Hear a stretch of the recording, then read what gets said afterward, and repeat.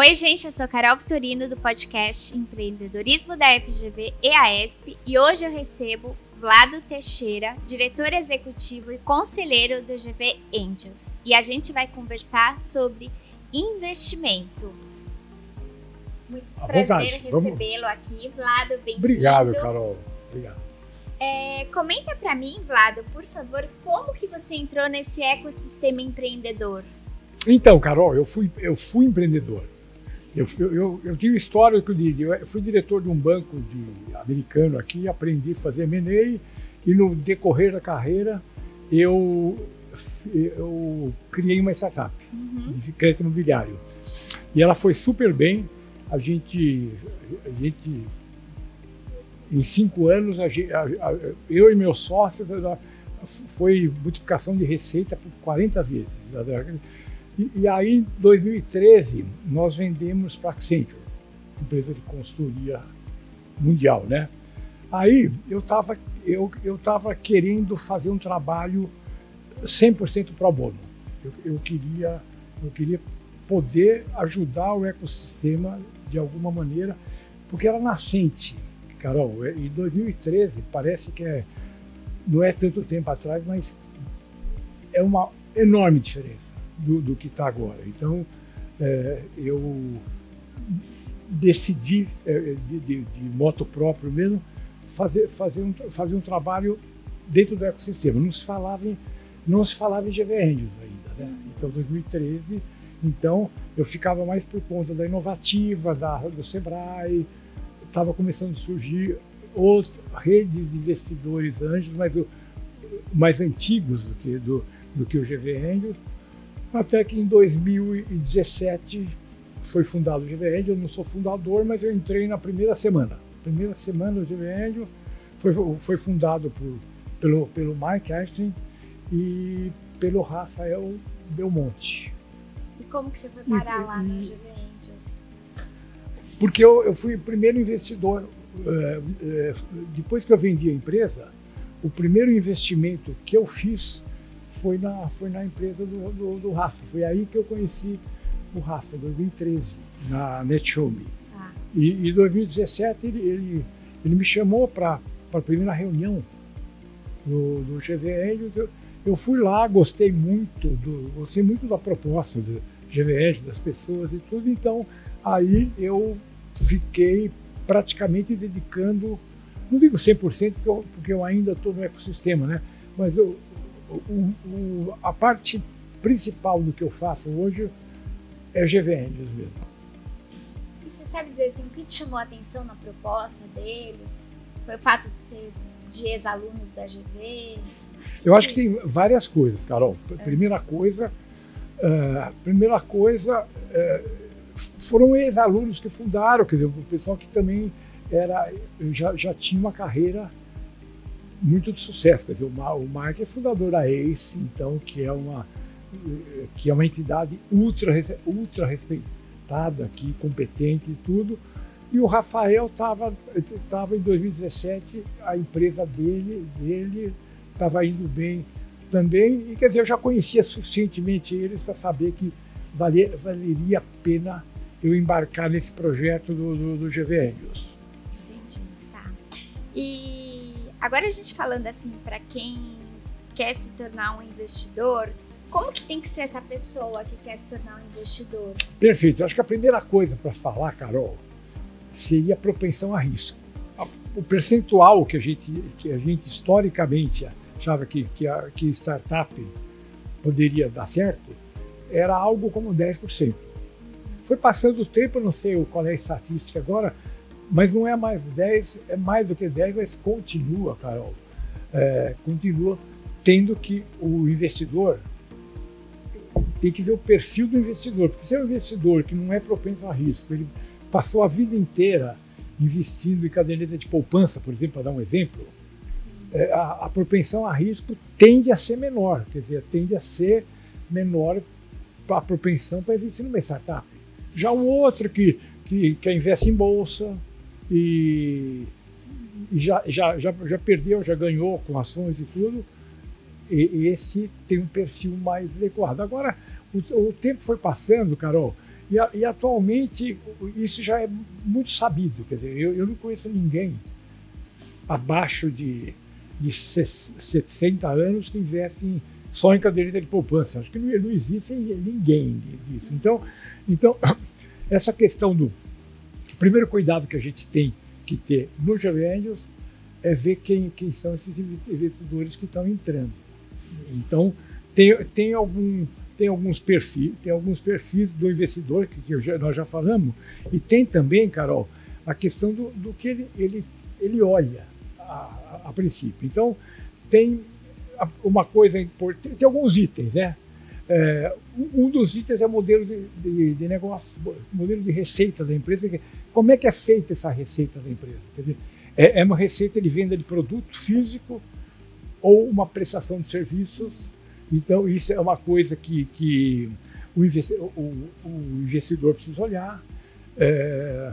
E olhar também a curva de receita.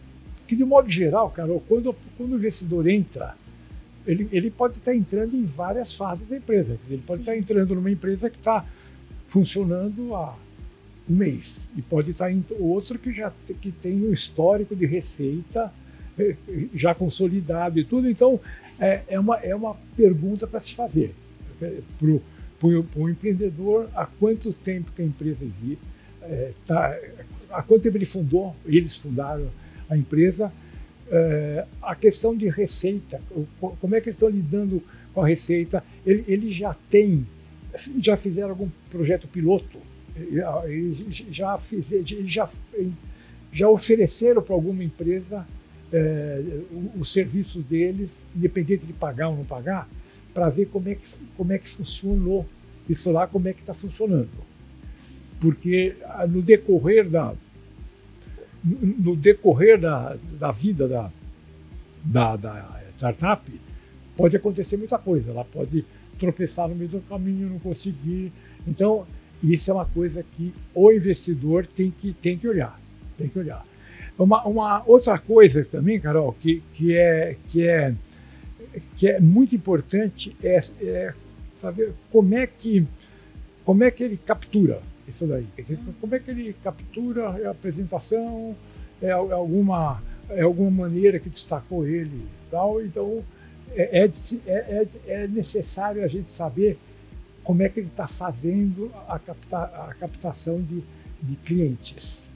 E tem um índice, Carol, que chama LTV dividido por CAC, LTV por CAC, que parece um bicho estranho, mas é muito interessante, porque o LTV é Lifetime Value, significa, Carol, por quanto tempo um cliente vai permanecer dentro e pagando.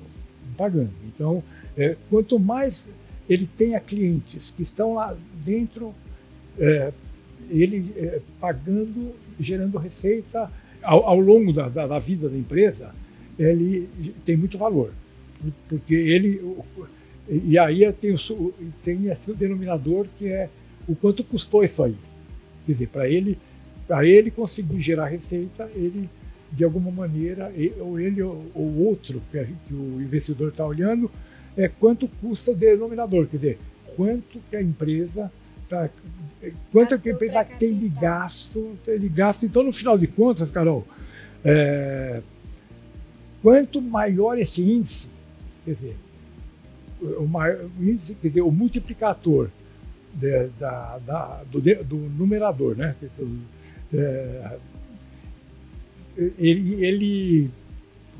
Quanto mais tempo a empresa fica e quanto maior esse número, que é o de cima, ele vai ter um índice de LTV sobre CAC, um índice maior. Deu para pegar isso? Sim, que é na verdade, um cliente mais fiel. Exatamente, ele tem a capacidade de reter clientes pagantes mais interessante por mais longo. E no denominador que ele vai ter que, evidentemente, para prestar o serviço, ele vai ter que ter um staff e tudo, e esse índice que vai balizar. Quer dizer, se ele tiver, por exemplo, Carol, ficar 4 meses gerando receita, depois os clientes vão embora, ele não vai ter condição mais de pagar, e a empresa vai perecer. Sim. Por isso que esse índice é importante. Em relação ao mercado, o que o investidor precisa? Em relação ao mercado, Carol, é importante identificar o tamanho desse mercado. Quer dizer, é um mercado que pode ser um mercado enorme, cheio de concorrentes, como pode acontecer também que seja um mercado enorme e como ele saltou na frente, tinha poucos concorrentes. O que aconteceu exatamente como deu certo a startup que eu montei, é que a gente estava sozinho no mercado que era enorme de crédito imobiliário. E pode acontecer também o inverso, que pode ser um mercado pequeno, que tenha outras concorrentes também, quer dizer, que vai dificultar o crescimento da empresa. Então, essa análise é importante que seja feita, porque não custa para o investidor dar uma olhada em tamanho de mercado, quer dizer, não vai ser ele obrigatoriamente que vai calcular isso, ele vai ser informado pela empresa. A startup que está buscando investimento, ela já deve ter feito uma lição de casa de tamanho do mercado. Uhum. E a lição de casa do investidor é olhar isso que está sendo apresentado para ele concluir se vale a pena. Se ele está diante de uma situação de uma empresa que está muito promissora na parte de mercado, ou outra que não está tanto, e outras que nem são promissoras. Eu sei que o GV Angels, ele tem algumas masterclass.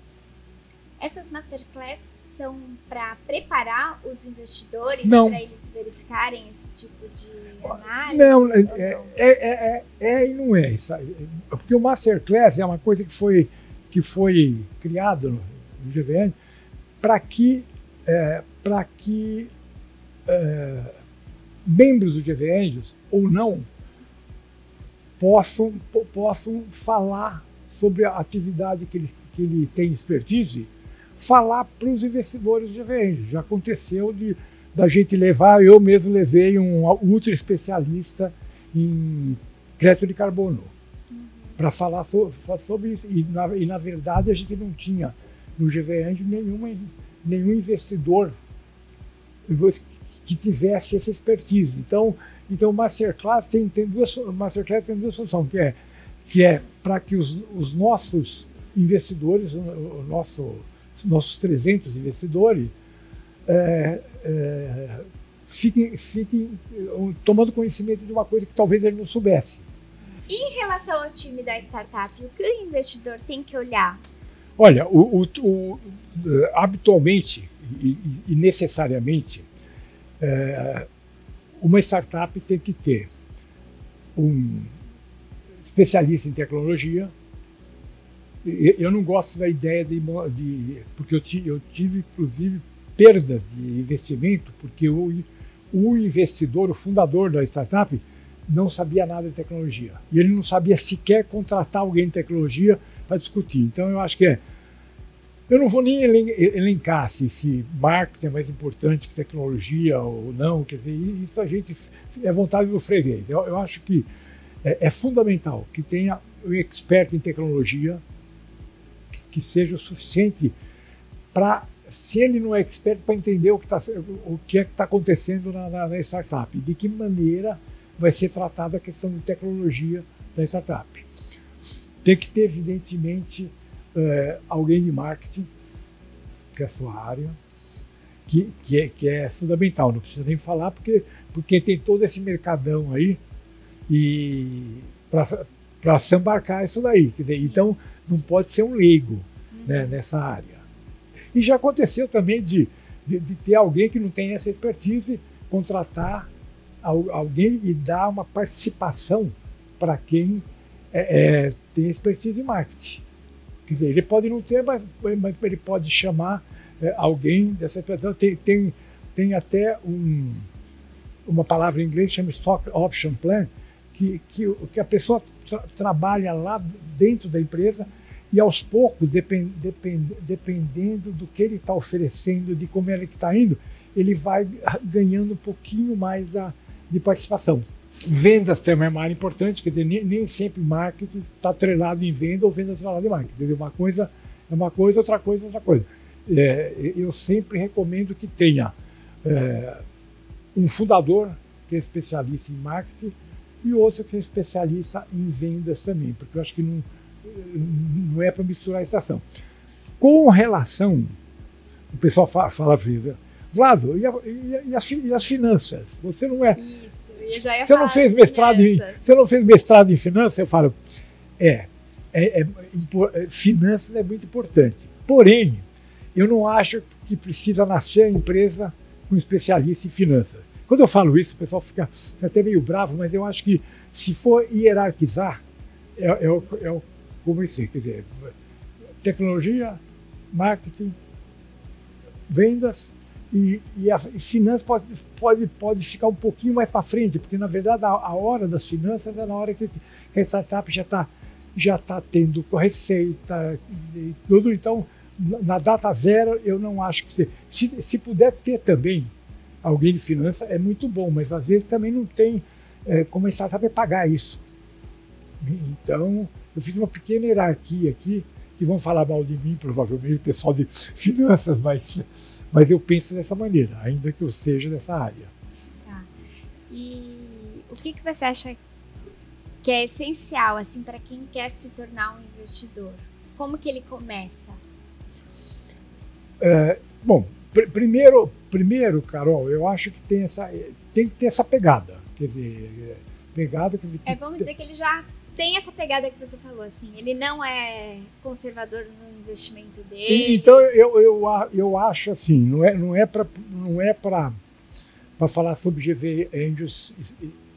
Quer dizer, ele, de alguma maneira, no histórico dele, ou ele fez uma faculdade que já tem rede de investidores anjos, porque isso é muito comum. Quer dizer, quando em 2017 GV fez, tinha muito poucas. Eu acho que naquela época o Harvard Angels já estava montado um pouquinho antes do GV, outras que não tem diretamente relacionado com faculdade, que é a Anjos do Brasil, que também é muito antiga, mas a grande maioria foi sendo montada depois.